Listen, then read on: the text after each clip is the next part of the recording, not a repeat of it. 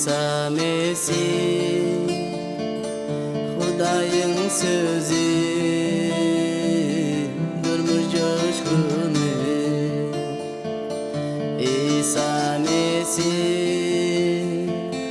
Hudayın sözü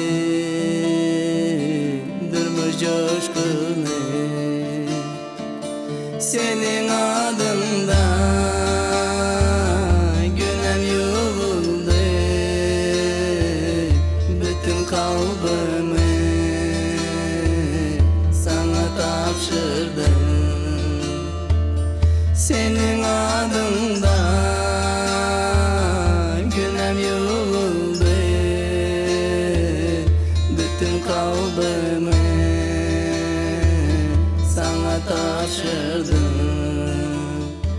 Salam, mehriban ildeşler. Men tidin şuunki programma qoşulup bilýäniňizde öýrenşat. Men her sapar şu gepleşiklerimde tidin bilen şu telewizionýa duşugma sabırsyzlyk bilen garaşýan. Men umyd etýän siz hem şeýle sabırsyzlyk bilen meniň bilen duşuňyzda garaşýaňyz. Geçen gepleşiklerimizde ýadyňyzda bolsa biz İsa Mesihiň şu dünýä ilkinji gelişi barada edilen peýgamberlikler baradaky ayatlara tidin bilen seredip geçtik.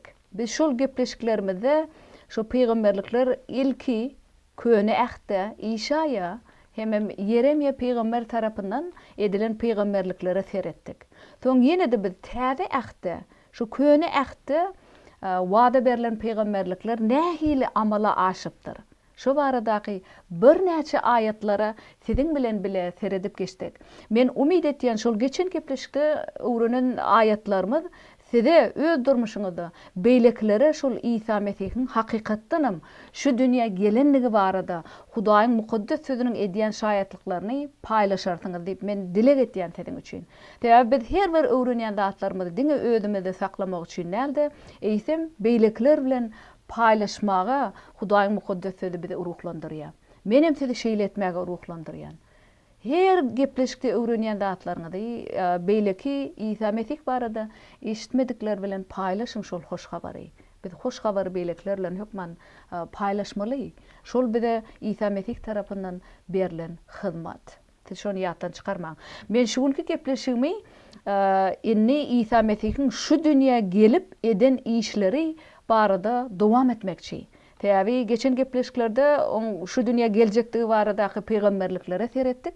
Inni şol peýgamberlikleriň amala aşyp şu dünýä gelip eden işlerine şuňky gepleşigimizde siziň bilen seredip geçerdik. Ene Markus kitabynda şol İsa Mesih barada köp şaýatlyk edilýär. Men geçen gepleşigimde diýdim şu 4 kitapda İsa Mesih'e şaýatlyk etýärler. İlkinci 4 hoş habarda. Näme diýdik biz? Matta, Markus, Luka hem Yohanna. Ene şugun men şol Markus näme diýär? İsa Mesihiň şu dünýä gelip eden işlerine şaýatlyk edişi barada näme diýär? Sebäp Markus, Matta bular hem İsany öz gözleri bilen görüp, oň bilen oň şagirdleri ýaly bile bolan, gözleri bilen görüp eden işlerini gören şagirdler bular. Gelin häzir Markus kitabynyň 1-nji babynyň 14-nji 20-nji ayatlarda İsa'nın ilkinji şagirdlerini çağırışı baradaky ayatlara seredip geçelim. Yahya tutulandan soň İsa Hudaýyň paçalygy baradaky hoş habary wagt edip Jelile geldi.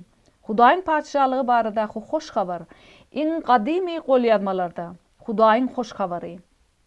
Ol wagt doldy. Hudaýyň paçalygy goloýlady. Toba edin, hoş habara ynanyň diýerdi. İsa Jelile kölüniň kenaryndan geçip barýarka, Simon bilen onuň dogany Andreasyň köli torlaryny zyňyp durarlaryny gördi. Bular balykçydylar. İsa olara, "Meniň ýzyma düşün. Men tedi insan tutýan balykçylar edeýin" diýdi. Olar da derrew torlaryny taşlap onuň ýzyna düşdüler. Biraz ýörärlerinden soň İsa Zebediň oğullary Ýakup bilen onuň dogany Ýahýany gördi. Olar gaýygyň içinde torlaryny bejerip otyrdylar. İsa derrew olary çağırdy. Olar da kakalary Zebedi öz günlükçileri bilen gaýykda galdyryp İsa'nın ýzyna düşdüler. Ene şu ýerden görüşimiz ýaly İsa Mesih ilkinci şagirdlerini nädip özüne çağırýar. Ene şu barada biz görýäs şu Markusyň 1-nji babynyň 14-nji 20-nji ayatlaryna. Ol näme diýdi ol? Yahya tutulandan soň İsa Hudaýyň padşalygy baradaky hoş habary wagt edip başlady. Şol İsa gelmedinden öň siz bilýäňiz Yahya çokundurjy şu dünýä elki gelip, endi İsa Mesihiň geljektigi barada şaýatlyk etdi. Siz bu barada Yohana kitabynyň 1-nji babyny özüňiz okap bilýäňiz. O näme? Şu dünýäň ähli günälerini öz üstüne alan Hudaýyň gudusy endi şu dünýä geljek diýip Yahya İsa Mesihiň geljektigi barada halky taýarlady. Şol habary halka ýetirdi. Ene soň Yahya siz bilýäňiz ol tutulup türmäge salynan, soň İsa Mesih on ödi Hudaýyň padşalygy barada hoş habary wagt edip başlady. Ene Markus bide şonu diýe öz gözü bilen görüp eşden zatlaryny bide ýetirip otýar. Nähili gudrat. Bu başga bir tarapyndan aýdylmadyk, on ödi şaýatlyk eden şu zatlara. Markusyň ödi şaýatlyk eden. Ene şoň üçin hem Hudaýyň mukaddesiniň wajypdygyna, hem şu İsa Mesih barada aýdylýan zatlaryň hakykatdygyna biz iman etmeli. Ene İsa Mesihiň özü diýip otyr, öň diýe, näme diýe? Hudaýyň padşalygy barada hoş habar, iň gadymy golýazmalarda Hudaýyň hoş habary diýilen diýip İsa Mesihiň özü aýdyp otyr. Köne ähti eýam, gadymy golýazmalarda Hudaýyň hoş habar diýilen. Soň ýene näme diýil? 15-nji aýatda İsa Mesihiň özü diýe, wagt doldy diýe. Hudaýyň padşalygy goloýlady.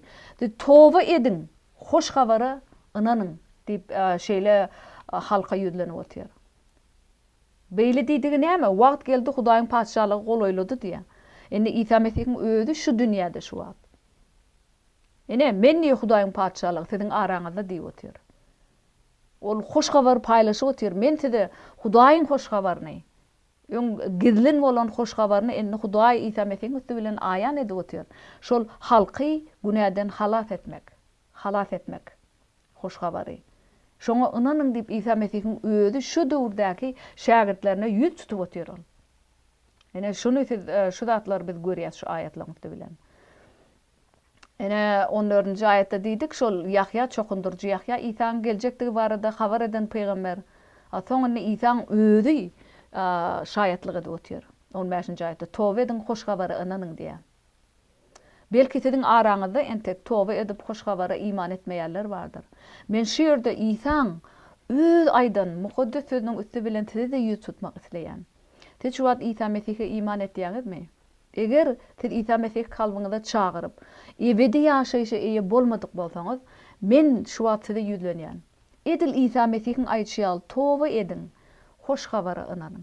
Täze hoş habar bize kalmada azatlyk berýär, rahatlyk berýär, hemem ebedi ýaşaýşy bize İsa Mesih'iň üstü bilen wada berýär. Ene şu ýerde İsa Mesih toba edin diýär. Toba etmek diýmeklik bärde şol aňymyzy, pikirimizi ütgedip İsa Mesih'e iman etmeklik diýmegi aňlatýar. Şol toba etmek. Öňkü köne günäli ýollarymyzdan biz dönüp Hudaýa tarap öwrilýär. Ene şoň üçin hem İsa Mesih şeýle ýüzlenip otyr. Şu döwürdäki şagirdlere, şu günkü şagirdlere de öz mukaddesiniň üstü bilen siz maňa tarap öwrülüň.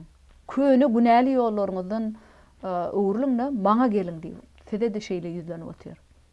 Men sizi şol İsa'nın şu çağırışyny kalbyňyzda kabul edip İsa Mesih'iň ýolundan ýüremege sizi çağırýan. Täze diňe ýaşaýşy İsa Mesih'iň üstü bilen. Bu barada İsa Mesih'iň özü Yohana 14-nji babda ol özü barada men yeketek ýol diýär. Menden başga Hudaýa ýol ýok. Yeketek ýol diňe men üstüm bilen diýdi. Yani biz şu hakikati bilip hem İsa Mesih'i öz kalbymyzda kabul etmesek, soň gelecekde İsa Mesih şu dünýä ikinci tapar gelip şu dünýäni hökm edenne İsa Mesih'e iman edilmedikler dowdak kölüne, ebedi ýan dowdak kölüne atylýar.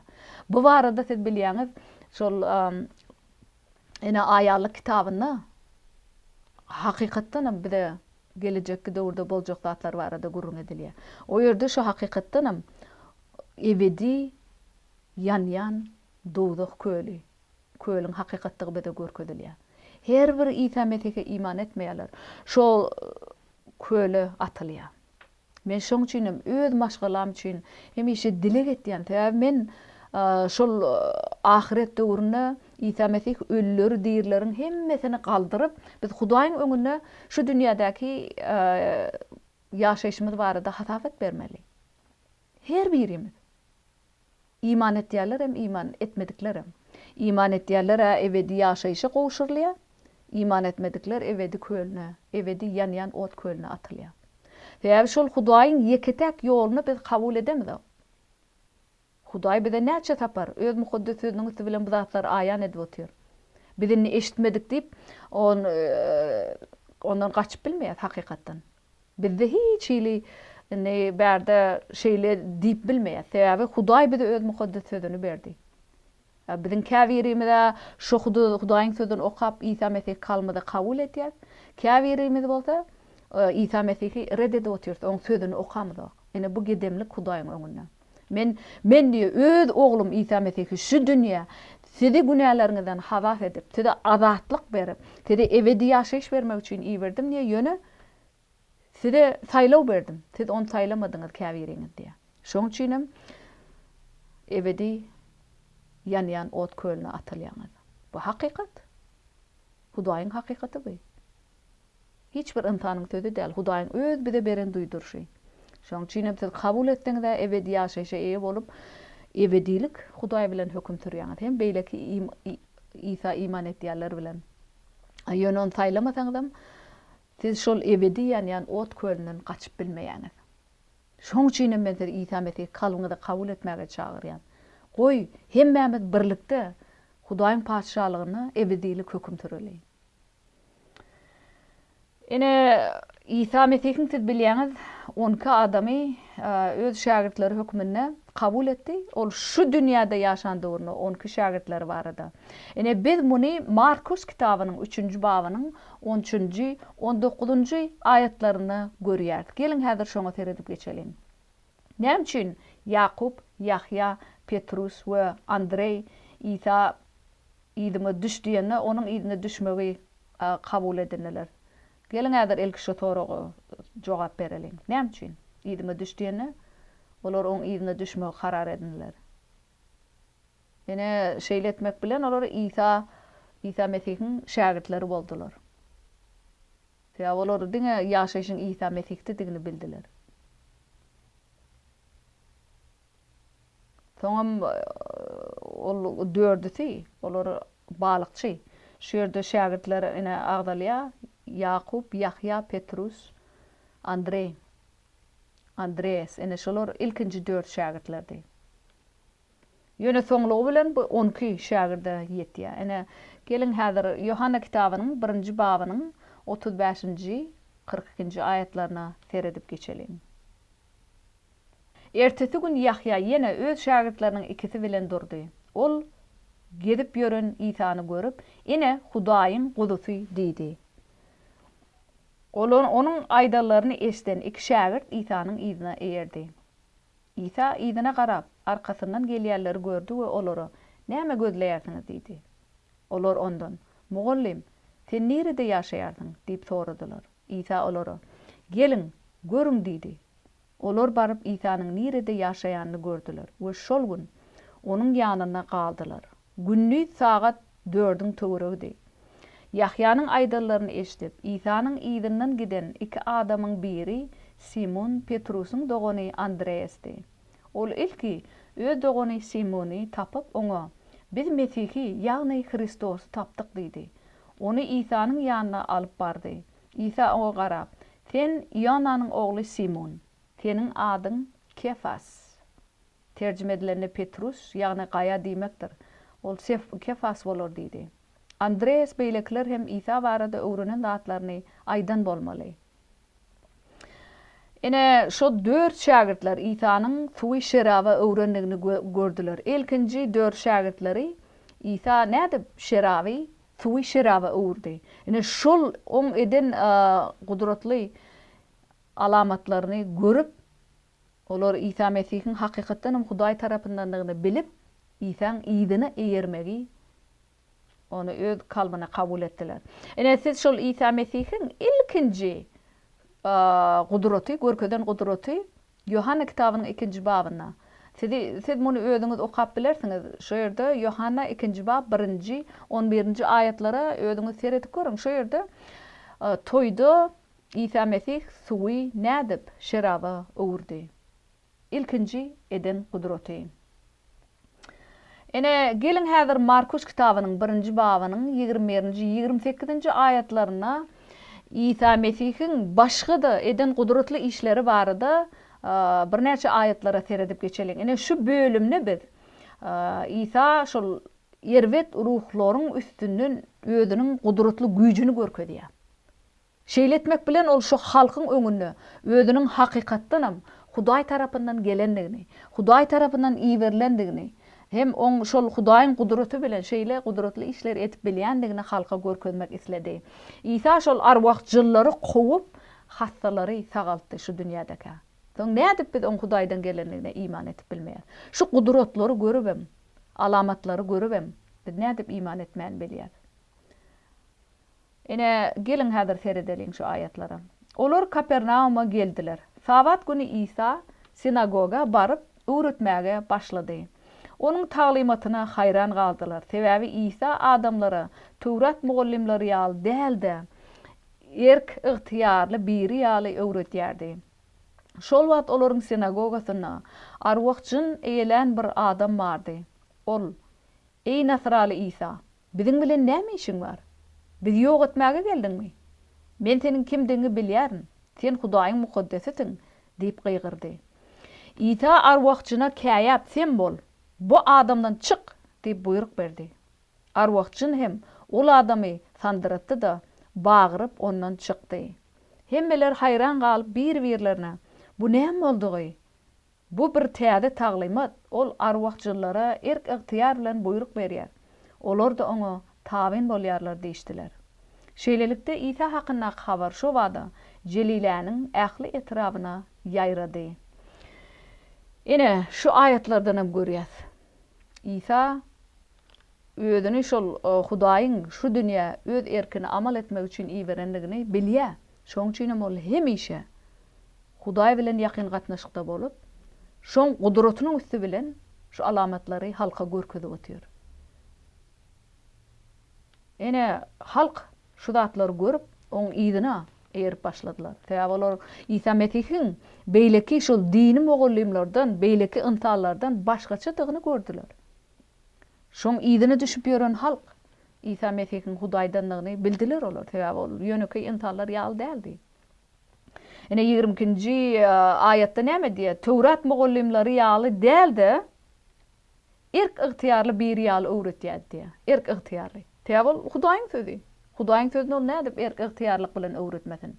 Biz hem şeýletmeli. Şu gün biri bilen şu Hudaýyň mukaddes sözüni paýlaşdyk.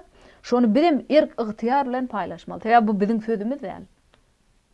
Näme üçin biz Hudaýyň sözüni paýlaşmakdan utanýar, çekinýär? Bu biziň sözümüz däl. Hudaýyň sözüni edil bolşy ýaly erk ygtyýar bilen, beýlekler bilen paýlaşmaly. İsa Mesih bizi görüldi görkezdi. Hudaýyň sözüni erk ygtyýarlyk bilen öwretdi.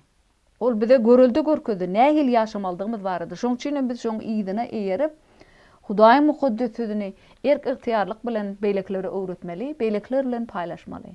Bu bize İsa Mesih tarapyndan berilen hyzmat. Ene şol sinagogada İsa Mesihiň okudyp öwredip oturan ýerine arwahjyn eýlen bir adam bar ekeni. Nähili gudraty oýlanyp görüň. Şol adamyň içindäki arwahjyn İsa Mesihiň kimdigini tanap otýar. Sebäbi ruhlar tanaýarlar. Biz ruhlar görmeýäs, ýöne biziň görmedik ýerimizde şol Hudaý mukaddes ruhy bilen şeytanyň ruhlarynyň arasynda hemişe söwüş bolup otýar. Biz onu görmeýäs. Ýöne Hudaý mukaddesi şuňa şaýatlyk etýär. Hemişe. Ol näme diýip otýar şol arwahjyn? İsa Mesih eýem tanap oňa ey Nasraly İsa diýär. İsaň nerede doglandygyny bilip, şu doglan şäheriniň onun bilip eýem aýdyp otýar şonu. Şol arwahjyn onu aýdyp otýar. Biziň bilen näme işiň bar diýär. Biz öz günümizde goý diýip otýar İsa Mesih'e. Bizi ýok etmäge geldiňmi? Diýip şeýle torap otýar İsa'dan. Nähili gudrat. Arwaqçyn İsa Mesih'in kimdigini tanap otyr. Markus şu zatlara şayatlyk eden, şonu bize ayan edip otyr ol. Yine bärde gaty güýçlü zat näme? Arwaqçyn İsa Mesih'e şeýle diýen, men sen kimdigini bilýän. Sen Hudaýyň mukaddesisin diýip gygyrdy. Arwaqçyn Hudaýyň İsa Mesih'in kimdigini bilip otyr. Sen Hudaýyň mukaddesi diýär. Biz ne edip şoňa iman etmäni bilýär. Arwaqçyn İsa'nın kimdigini tanap otyr. Ýöne biz Hudaýyň öz yaradan ynsalary hökmünde İsa Mesih'i tanaman onu reddedip otyr. Reddedip otyr. Ýa-sedem İsa Mesih sen Hudaýyň mukaddes diýip İsa Mesih kabul edip şoň ýolundan ýöreýäňizmi? Eger ýöremeýän bolsaň men ýene de bir gezekdi. İsa Mesih kabul edip şoň ýolundan ýöremäge çagyrýan. Şonda siz durmuş, ýaşaýyş, rahatlyk tapýaňyz. Başga hiç şeýle ýerde ýaşaýyş, rahatlyk tapyp bilmeýäňiz. Bu barada Pavlus Rimler kitabynyň 8-nji babyny diýdi bide. Hudaýyň mukaddes ruhuny üstü bilen biz ýaşaýyş hem rahatlyk tapýar. Eger tene görä, şeytanyň ýoluna görä ýaşasak, toňy ölüme eltýär diýdi. Ruhu taýdan ölüm. Günäde ýaşaýar. Şu hakykatlary biz bilibem. İsa Mesih'i reddetsek, bu Hudaýa gaty agyr derýär. Hudaýy inkar etdigimiz bolýar. Toň İsa şol arwaqçyna näme jogap berdi ol? 25-nji aýatda. İsa arwaqçyna käýäp, sen bol, bu adamdan çık diýip buyruk berdi ona. Çık, sesini çıkarma. Bu adamdan çık diýdi. Nähili ol? Hudaýyň gudraty bilen şeýle buyruk berdi. Öz güýji bilen näl? Hudaýyň güýji bilen İsa Mesih şeýle buyruk berdi. Şoň üçin şol arwaqçyn ol adamdan çykdy diye, bagyryp ondan çykdy diye, bagyryp gıygyryp. Soň töwrekde duran adamlaryň bary şu zatlary görüp hayran galyp, bir-birine olar näme diýe, bu näme boldy? Bu bir täze taglymat. Täze taglymat näme? Öň görüp eşitmedik zatlary. Halkyň öň asla görüp eşitmedik zatlaryny İsa Mesih bulara görkezip otyr. Olar arwaqçynlary erk ıhtiýar buyruk berýär diýip, bu İsa Mesih arwaqçynlary da şeýle buyruk berip otyr. Olaram şol arwaqçylaram İsa Mesih'e tabin bolup otyr diýip hayran galyp otyr gören halk. Ene şol gudratyň üstü bilen İsa Mesih baradaky hoş habar Jeliläniň ähli etrabyna ýaýrady diýär. Ene biz şu gün öz etraplarymyzda da İsa Mesih baradaky hoş habary şu Markusyň, Mattaň, Lukanyň, Yohannanyň bize eýem ýazyp goýup giden hoş habarlaryny, İsa Mesih barada gudratlary ähli etraplarymyzda, owalarymyzda şeýdi paýlaşmaly biz. Edil şu döwürde İsa döwrüne, İsa barada hoş habaryň tutuş Jeliläň ähli etrabyna ýaýraýşy ýaly bizem şu gün İsa Mesih barada hoş habary şeýle ýaýratmaly. Sebäp bu hakykat, bu Hudaýyň sözi. Bizim öz sözümüz däl. Edil İsa Mesih'in bize görüldi görkezişi ýaly İsa Mesih baradaky gudratlary, oň işlerini hemem ol nädip ölleri dirilden, keselleri sagaldan şu baradaky habarlary biz erk ıhtiýarlyk bilen paýlaşmaly. Sebäp İsa Mesih şeýletdi. Hudaýyň sözüni erk ıhtiýarlyk bilen, gorkman, edermellik, batyrgylyk bilen paýlaşdy beýlekler bilen. Bizem şeýletmeli. Öz şu günkü durmuşymyzda şeýletip bilýär. Ene şonu biz görýär. Nädip İsa'nın taglymaty akly hayran galdyryp otyr. İsa Mesih'in akıl paýgaty beýlekler hayran galdyrýar. Ene biz şonu 20-nji aýatda gördük. O nädip erk ıhtiýarlyk bilen Hudaýyň sözüni, hoş habaryny wagt edip otyr. Ene şu gudratly zatlar bärde görüp otyr. Jynarwaklar İsa'nın Hudaýyň mukaddesligini boyuna alyp otyrlar. Şu Hudaýyň mukaddesisin diýmekligi bu Mesih diýmeklik. Olar İsa'ny şol Mesih hökmüne kabul edip otyrlar, tanap otyrlar, jynarwaklar. Arwaqçynlar. Erbet ruhlar şonu tanap otyr. Ene biz şu hakykatlary bilibem, yine de İsa Mesih'i reddetsek, bu Hudaýyň kalbyna agyrtýar. Täbi öz keşfinde yaradan insanlary Hudaý saýlaman öz ýoluny saýlap oturlar. Bu Hudaýyň kalbyny güýçli agyrdyýar.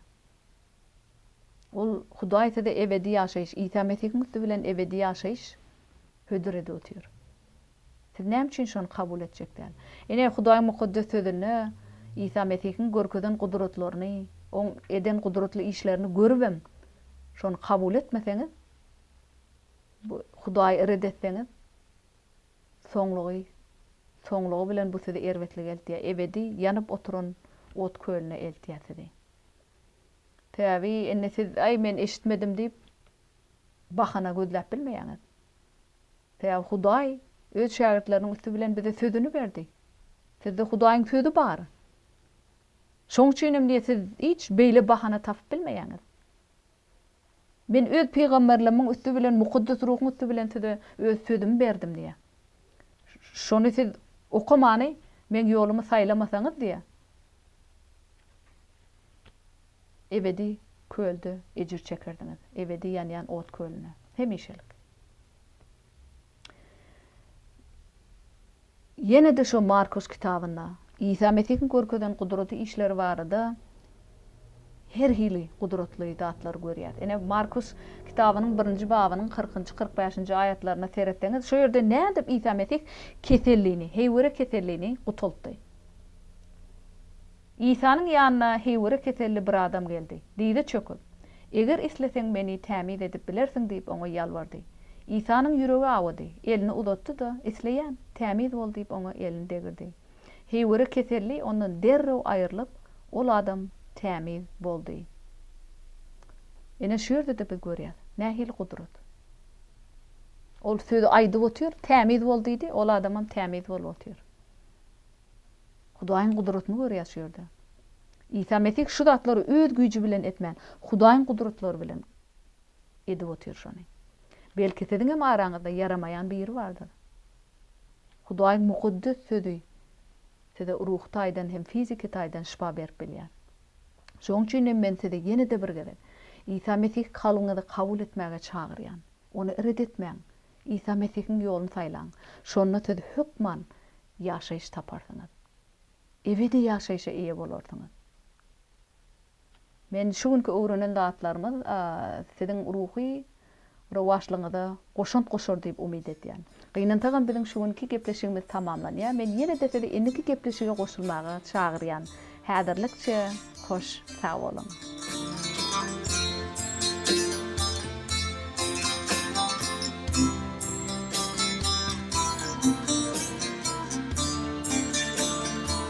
Senin adında